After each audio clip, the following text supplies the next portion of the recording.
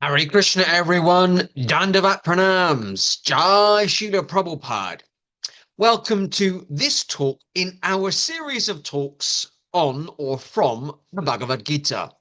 Bhagavad Gita, as it is, bite-sized talks, where every now and then we get together we read a verse from Sastra. What generally tends to happen is I will read the verse from the Bhagavad Gita as it is. I'll then read Srila Prabhupada's purport or commentary, and then I will talk very briefly on it, because these talks are not about me talking. They're about hearing from the words of Lord Krishna himself and from Srila Prabhupada himself as well. You might be watching this on Facebook or on YouTube. Those are the two ways you can watch these Bhagavad Gita as it is bite-sized talks. If you're particularly watching them on YouTube, this will be in the Bhagavad Gita as it is bite-sized talks playlist. So you can see all the previous talks as well, and you can see that we are on a journey together. The other thing to mention is, as you know by now, we have a very strong preference for only reading from the original 1972 Bhagavad Gita as it is, because that's our way of really honoring and showing respect for Srila Prabhupada. It's the last authorized version of the Bhagavad Gita as it is, when Prabhupada was on the planet physically. So it's just our way of making sure that we are reading the version that he wants us to read. And as you'll also be aware, it's a bit of a plug, we do sell copies of the original 1972 Bhagavad Gita. If you go to the harekrishnaproject.org.uk, our website, click on shop, go down to Prabhupada's books, Srila Prabhupada's books, and you'll see all the original books belonging to Srila Prabhupada that we have in stock and for sale. So this week I am reading from Bhagavad Gita as it is, chapter 16, and we're up to chapter 16 already, verse 24. And I'm sure you'll all be aware, but just in case there are any newcomers, the Bhagavad Gita as it is essentially documents. It's a very holy, sacred book, but essentially it documents a conversation that took place 5,000 years ago between Lord Krishna, God, the Supreme Personality of Godhead, with his dearmost friend and disciple Arjuna.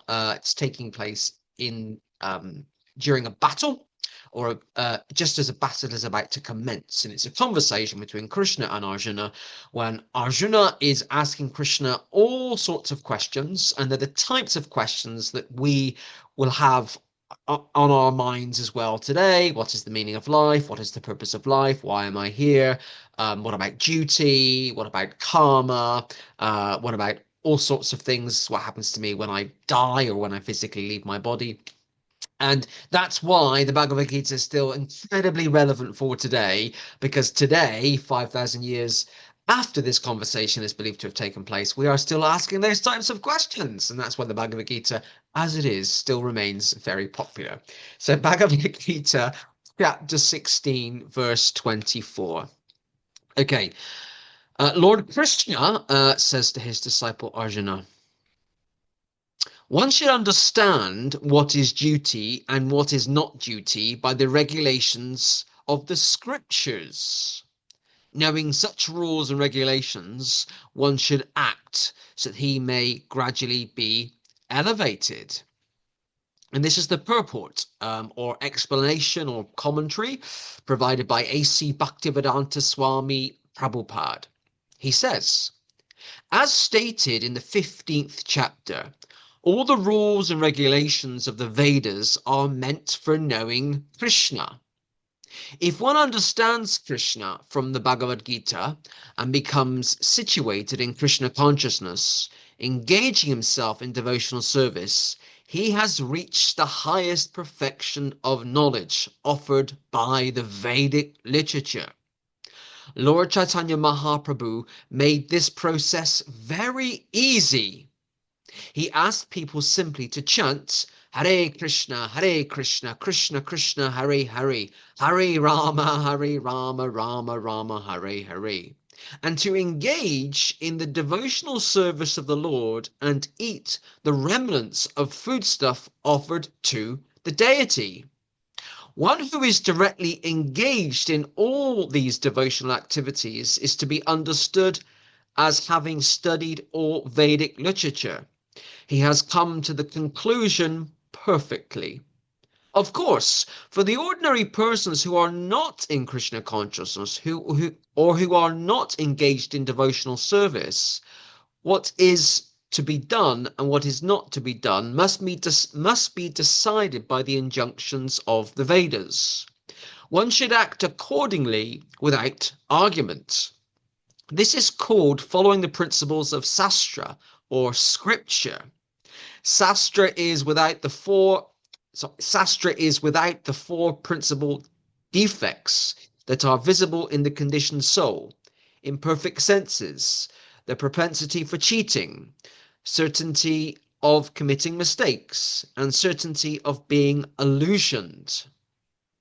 The four principal defects in conditioned life disqualify one from putting forth rules and regulations. Therefore, the rules and regulations as described in the Sastra, being above these defects, are accepted without alteration by all great saints, acharyas, and great souls. In India, there are many parties of spiritual understanding, generally classified as two: the impersonalist and the personalist. Both of them, however, lead their lives according to the principles of the Vedas. Without following the principles of the scriptures, one cannot elevate himself to the perfectional stage. One who actually, therefore, understands the purport of the Sastras is considered fortunate.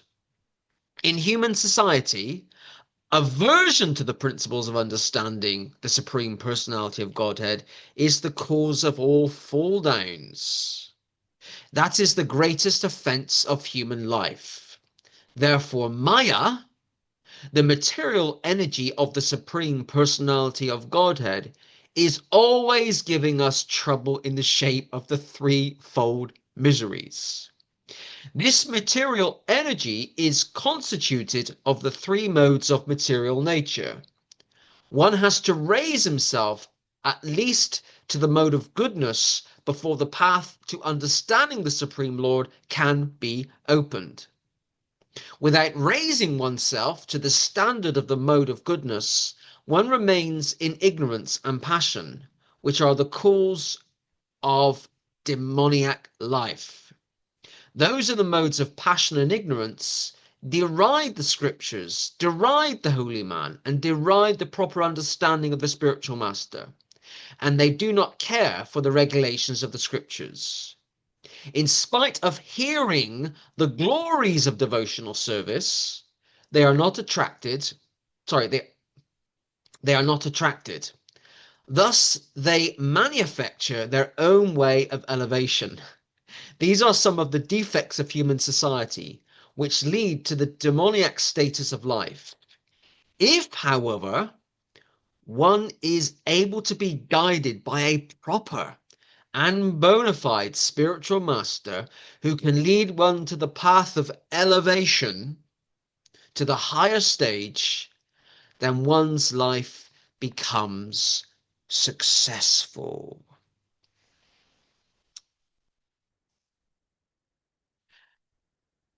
All of us, at some point in our lives, in fact, in most of our lives, all of us have needed guidance. We've all had a guide. We've all had someone to guide us. We've all had someone to hold our hand. If you think from the very moment that you came into this world, the moment you were born or you appeared, to use Hare Krishna jargon, we've always needed someone to guide us, someone to teach us, someone to advise us. in our childhood and in our teenage years, that was probably our parents or our carers or our grandparents or close family members. And also, when we were young, it was our teachers at school, at college, and at university who teach us, who show us what certain pieces of information mean, who show us what particular pieces of knowledge mean. Also, in the workplace, there would have been someone that taught you something, whether that was being a mechanic or training to be a mechanic. Someone would have taught you what a car engine looks like and how to take a car engine apart. That knowledge didn't just appear in your mind without someone guiding you or showing you. It might be that you are a shopkeeper. Somebody at some point would have showed you or taught you how to be a shopkeeper.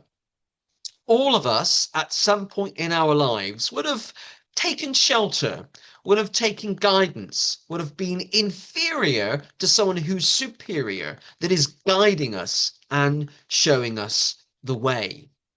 It doesn't matter how old you get or how much you think you know, there will always be someone or something guiding you and advising you.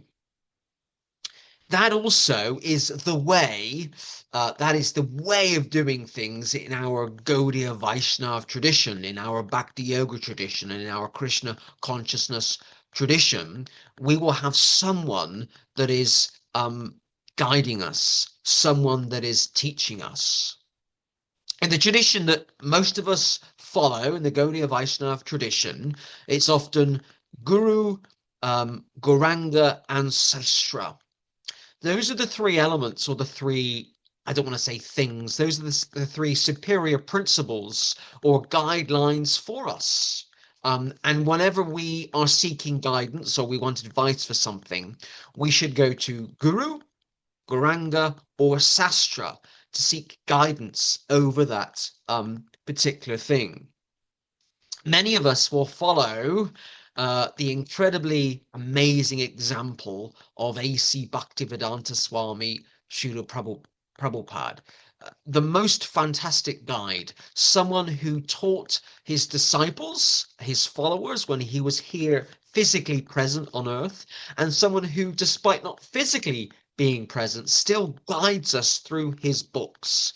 Prabhupada said everything that we need to know is found in his books. It's essential as followers of Bhakti Yoga to always be engaged in the books and the writings and the teachings of A.C. Bhaktivedanta Swami. About 2 years ago, I was asked to give a talk actually at the Bliss Temple in South London. The Bliss Temple is a wonderful temple run by some good friends of mine. And I wanted to give a talk about something that was relevant because I'll be honest with you, I have a really short attention span myself and I get really bored really easily. So I wanted to give a talk about something that people could really take away. And I put it to people, to those present, that we have to see Prabhupada as a safe pair of hands.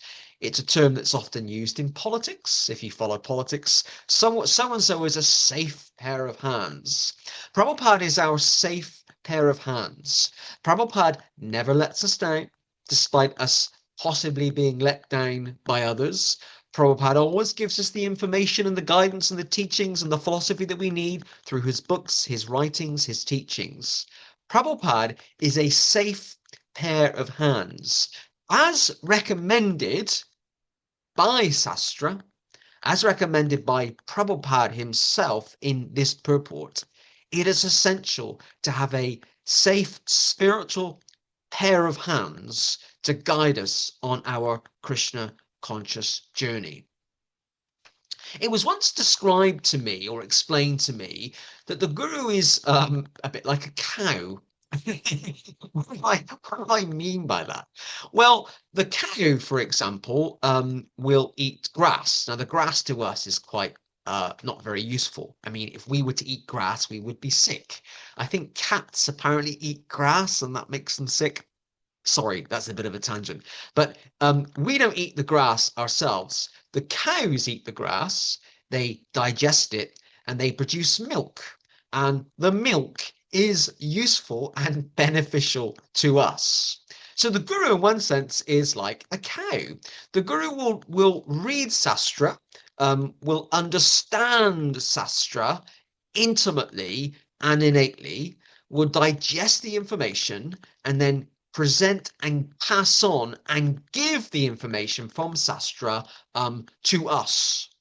And that is one of the essential roles of a guru, a teacher, or a guide, to take the information from Sastra, digest it, and present it to us in a way that we understand. Now, let me make that clear. That's not um, by deviating or putting a hidden agenda on it or a spin. It's taking on the words of Sastra and presenting them to us as they are, the Bhagavad Gita as it is. I was talking to a friend of mine recently who's a Christian and has recently completed a master's degree in applied theology. And I kind of love that term, applied theology. It's taking theology, in this sense, Christian theology. So theology means, well, it means a number of things, but in this context, the study of God. Ology means study of something, or theos, God, the study of God, and applying it. And I love this concept of applied Krishna consciousness. That's not a term that anyone has used before. I've literally actually just made it up, but I love it. Applied Krishna consciousness. How can we take the words of Sastra? How can we apply them in our lives and live by them? That is where a guru, a guide, a teacher, and a charya is absolutely essential. They will take that information from Sastra, digest it, and present it to us so we can apply it to our everyday lives. I'm going to read this verse just one more time because it's really, really important for us to clearly understand it. So this was Bhagavad Gita as it is, chapter 16, verse 24. And Lord Krishna is saying to his friend and disciple Arjuna, one should understand what is duty and what is not duty by the regulations of the scriptures. Knowing such rules and regulations, one should act so that they may be that he may be gradually elevated. Srila Prabhupada ki Jai. Hare Krishna.